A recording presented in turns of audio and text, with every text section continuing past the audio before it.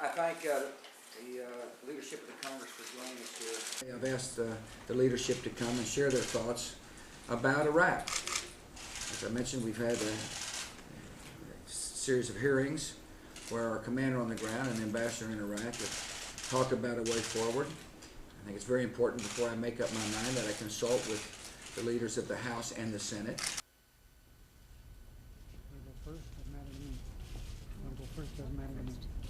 Good afternoon.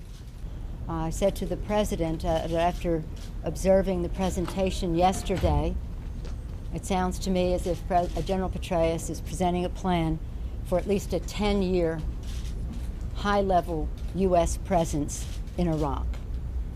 I told the President that I thought on Thursday night when he spoke to the nation that he should give an explanation for why our country should have to continue to make that commitment.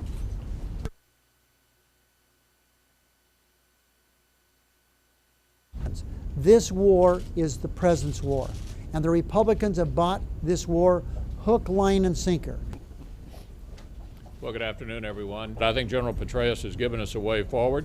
He enjoys great respect on both sides of the aisle, and I'm optimistic that when all is said and done, his suggestions will be largely the position in the Senate. Progress about improving the lives of people there in Iraq.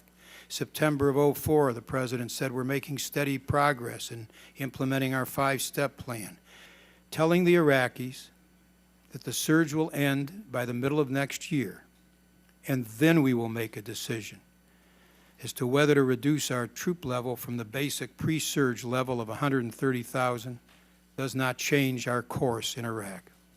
It presents an illusion of change to prevent a real change of course from occurring.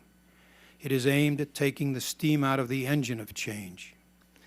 But the question today is not whether we can recover those 4 years. I believe we cannot choose to lose in Iraq. And I will do everything in my power to see that our commanders in Iraq have the time and support they request to win this war. NCOs in Iraq today finishing up 15-month commitments.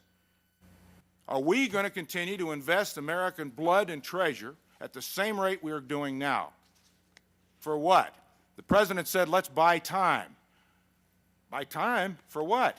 Senator, first of all, with respect, my responsibility as I see it is not to give a good picture. It's to give an accurate picture, as forthright a picture as I can provide, and that is what I've tried to do. 300,000 people will the police will clear the I was a U.S. diplomat, resigned in opposition to the war in Iraq. We'll clear the room. Hundreds of thousands of people dead.